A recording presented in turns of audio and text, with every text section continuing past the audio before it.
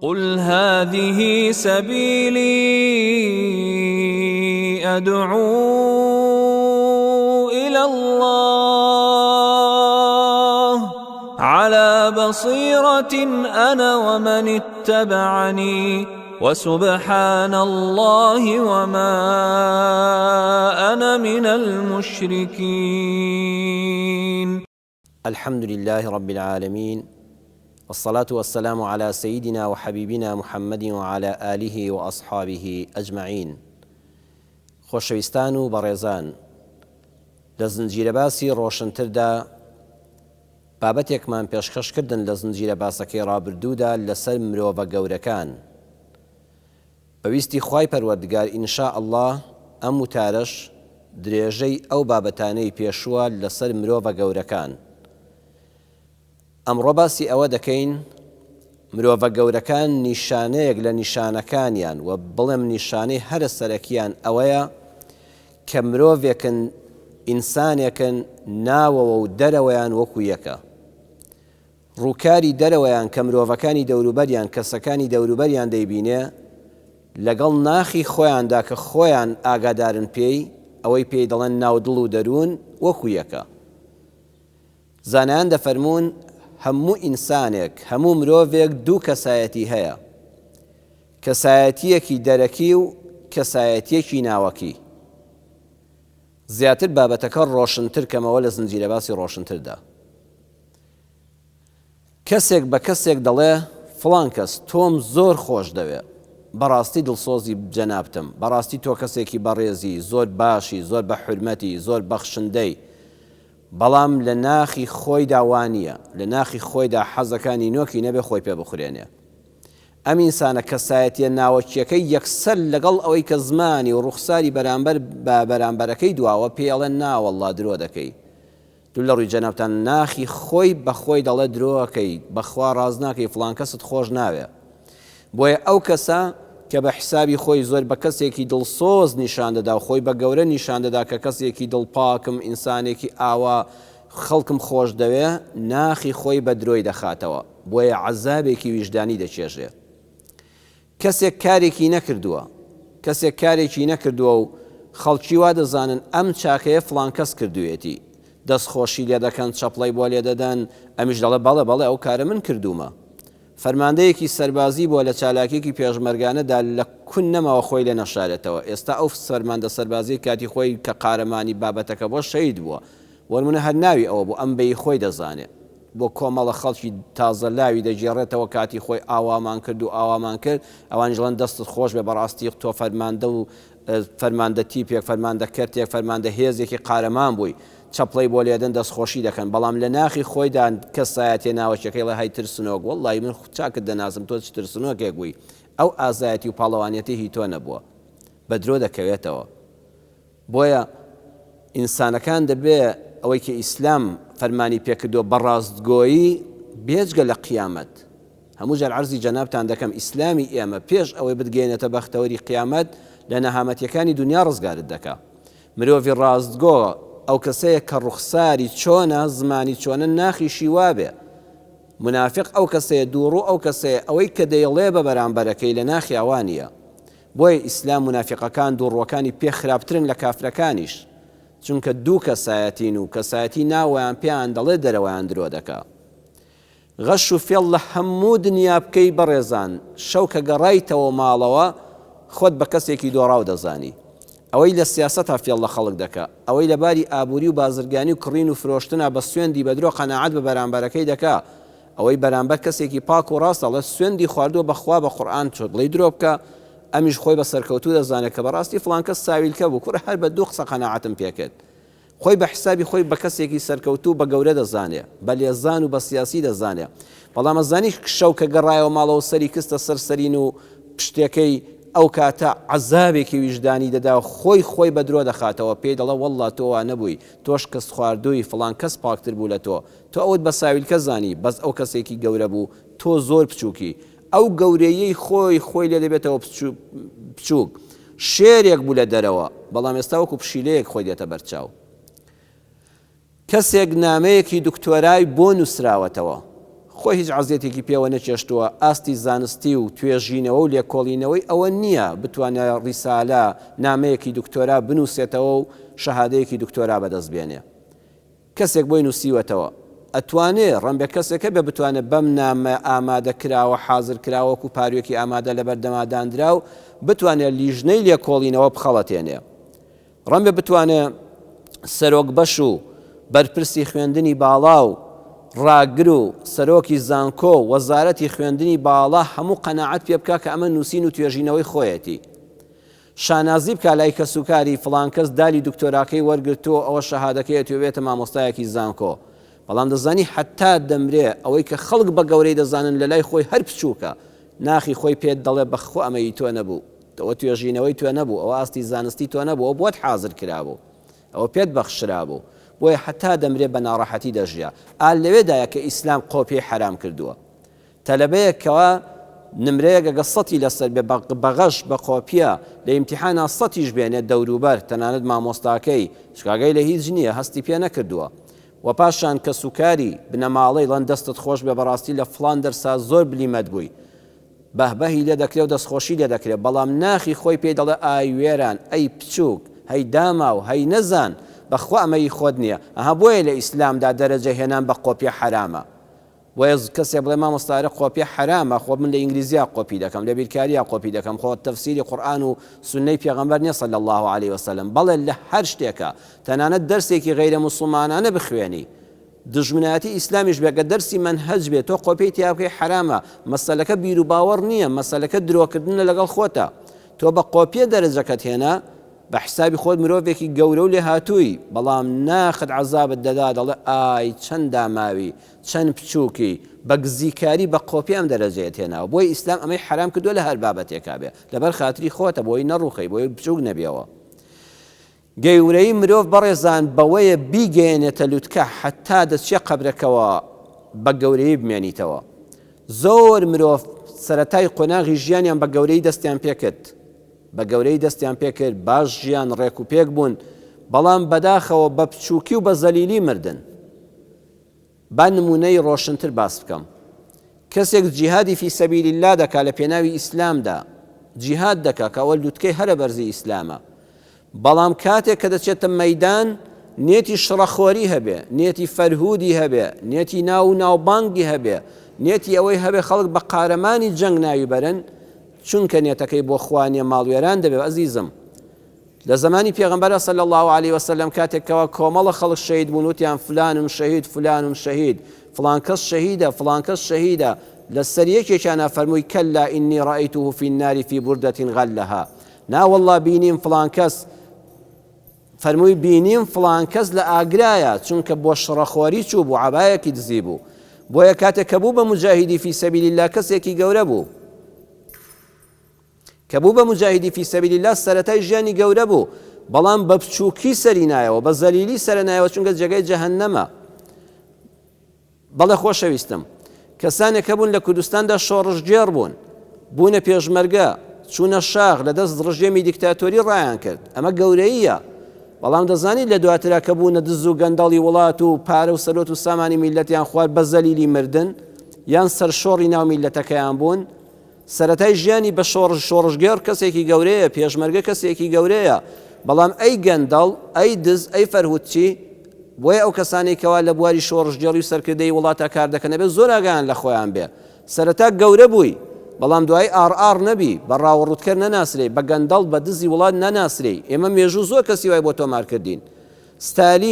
ستالین کاتی خۆی قەشەی مەسیحیەکان بوو، لە کەڵێسادا کاری دەکرد، پێشەوایەکی ئاینی مەسیحی بوو، لە دواترە بوو بەو کەسەی کە مولحید بوو دەیگوت بڕوای بەبوونی خوانیە نەعوذ بالله. پاشان بە ناوی چینی کرێکار و پرۆلیتار و دیفاعکردن لە چینی چەوساوە و ڕەنجدەر و مەزلوم دەستی بە خەبات و شۆڕژگێڕی کرد. ئەمجا پاشان بوو بەو دیکتاتۆرەی ئەو چینی کرێکارەی دەچەوساندەوە کە پێشتر داوای ماف و مافەڕەواکانی خۆیانی بۆ دەکردن. بەڵێ عەزیزم ئەمانە بە حسابی خۆیان بە شۆڕژگێڕی دەستیان پێکرد، گەورە بوون، بەڵام بە زەلیلی و بە بچووکی سەریان نایەوە. یەکێک لە خەلیفەکانی عەباسی ناوی ئەلقاهیر باللایە.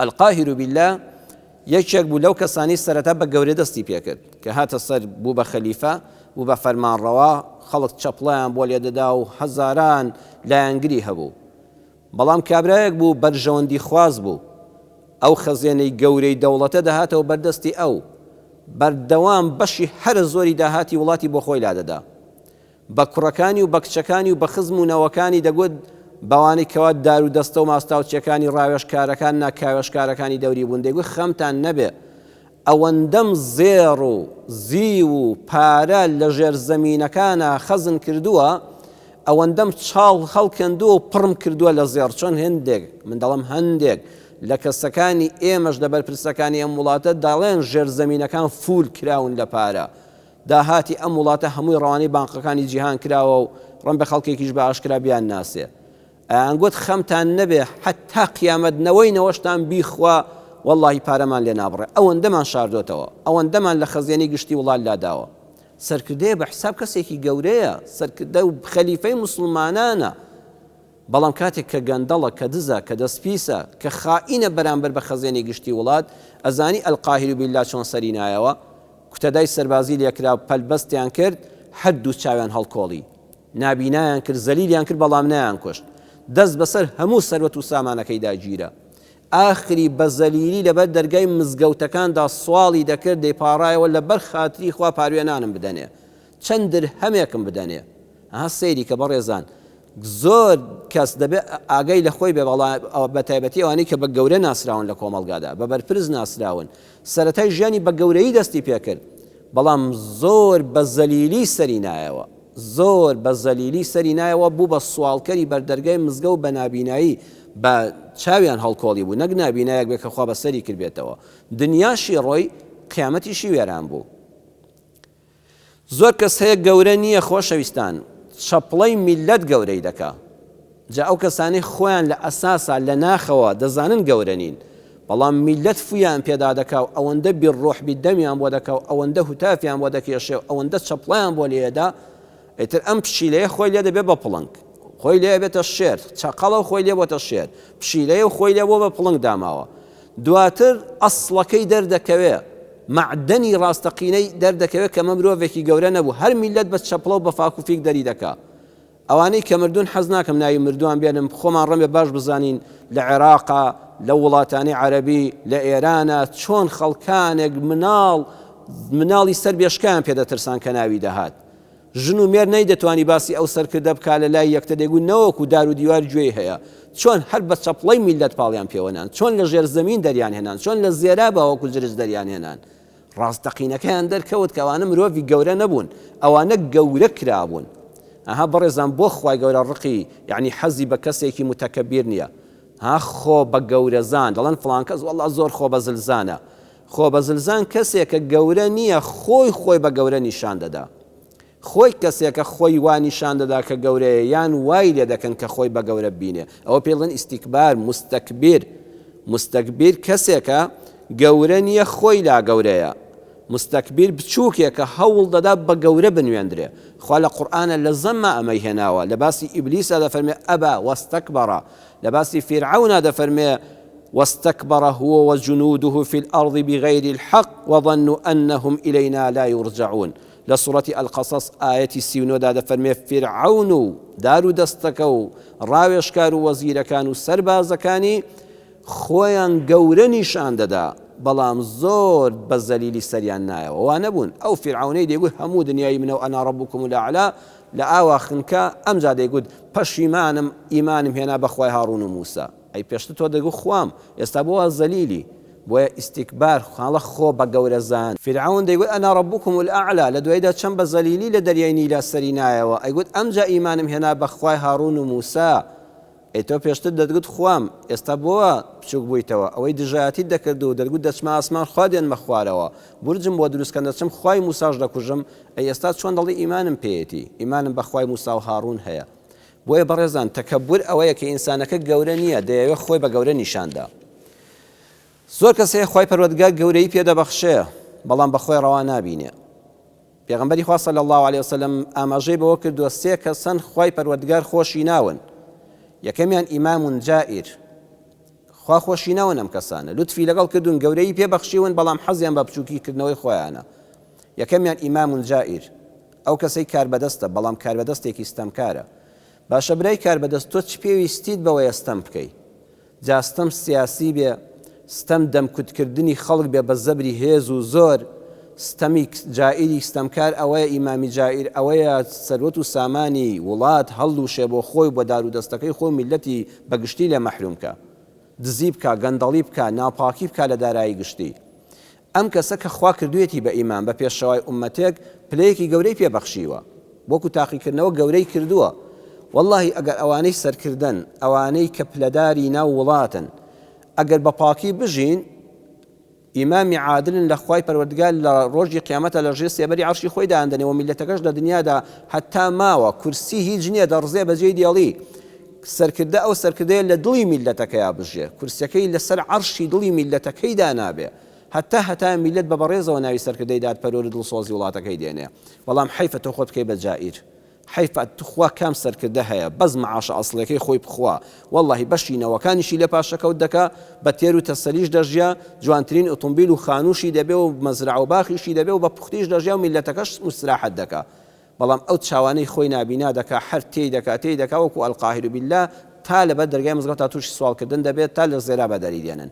ئیمامی جائیر خوا گەورەی کرد بەڵام بکردەوە پیسەکانی خۆی بچووک کردەوە. دووەمیان پێغەمبەری خوا فەرمووی شەیخ زان، کەسێک تەمەنێکی هەیە بوو بە پیر، ئینسان کە سەری سپی بوو بە عمری 56 ساڵ، پێویستە ڕیشسپی قەومێک بێ، سەرۆکی هۆزێک بێ، خەڵک ڕاوێژی پێ بکە، ئەزمون بداتەوە بە نەوەکانی خۆی بە کوڕ و کوڕەزا و کچەزاکانی، بڵێ ڕۆڵی جان ژیان ئاوایە مەدرسەی ژیانەوەی فێرکردوم. کەچی پێغەمبەری خوا دەفەرمێ ئەم گەورەیە کە خوا ڕێزی لە پیر و بە تەمەنەکان گرتووە، تازە خەریکیەوە بێ لەسەر ڕێگەی کچان بوەستێ و چاو باشقاڵی پێ نابینی ئەو پیرانەمانن بەداخەوە لەگەڵ ڕێزم بۆ بە تەمەنەکان. پیری وا هەیە تازە بە دیا فلیمی خراپ و بێ ناشەرعیەوە دادەنیشیە. پیر هەیە لە پیریدا تووشی زیناکردن دەبێت، چونکە لە گەنجی ئاواتی بۆ خواستووە. ئای چەند بچووک و زەلیل دەبێتەوە، خوا گەورەی کرد خۆی زەلیل و بچووک کردەوە، خوا خۆشی ناوێ. سێم عائیل مستەکبیر، ئەو کەسەی کە هەژارە، هەژار چەندە دەوڵەمەندی بەخشندە لای خوا بەڕێزە، هەژاری بە قەناعەتی بە عیزەتی نەفس بەرزی بەڕێزی بە حرمەت ئەوەندە لای خوا بەڕێزە. بەڵام چەندە ناشیرنە دەوڵەمەند سەخی تەبیعەت نەبێ و ڕەزیل و چروک و قرپۆک بێ، زۆر ناشیرنە، سەرمادارێکی گەورە فلسێک لە دەستی هەڵنەوەرێ، بەقەدەر ئەوەندەش ناشیرینە و ئینسان پێی بچووک دەبێتەوە، فەقیر بێ، دەستکورد بێ، هەژار بێ، خۆی بە دەوڵەمەند نیشاندا. پێغەمبەری خوا فەرمووی ئەو هەژارەی کە هیچی نییە، گیرفانی خاڵیە، قاتێ شاڵ بە قەرز دەکڕێ و لەناو خەڵکەوە خۆی پێبادەدا، وەکو ئەو کابرایی کە ئەڵێن کابرا دووگێکی هێنا بوو، دووگەمەڕ، ماڵ و منداڵی لە ژوورە لە برسان سکیان دێشە، دووگەمەڕی لای قەسابێک وەرگرتبوو بە خێر، سمێڵی پێت چەور دەکرد و ئەچوو لەسەر حەوزی مزگە و ئاو لەسەر ئاو دەیخواتەوە، دەیگوت بە خوا نان و چێشتی چەور و گۆشت کوڕە پیا و تێر ناخواتەوە، خۆشە خواردنەکەی، بەڵام ئەم هەموو ئاو خواردنەوەیە. هەتا ڕۆژێک کچەکەی وتی باوکە گیان فریاکە، وتی چییە؟ وتی باوە گیان ناو خەڵکە دانیش بوو، وتی ئەو دووگەی کە سمێڵت پێت چەور دەکرد هەموو ڕۆژێ و دەمی خۆت پێت چەور دەکرد پشیلەکە بردی. خەڵک دایان نەقاقای پێکەنین ئەم پیاوەی کە خۆی وانیشان دەدا هەموو ڕۆژێ گۆشت و پڵاو دەخوا، کوڕە خۆ بەس دووگە لە سمێڵی داوە، ئەزانی ئەمە ڕزقی خۆشی ماڵ و منداڵەکەشی بەڕێزم دەبڕێ، بۆیە خوای پەروەردگار پێی ناخۆشە. ئەم بابەتە بەویستی خوای پەروەردگار باسی مرۆڤە گەورەکان و هەندێک لە نیشانەکان و سیفاتەکانیان هەڵدەگرین بۆ دەرسی داهاتوو. وەسەلام عەلەیکم وەڕەحمەت الله وبەڕەکاتوه. قل هذه سبيلي أدعو إلى الله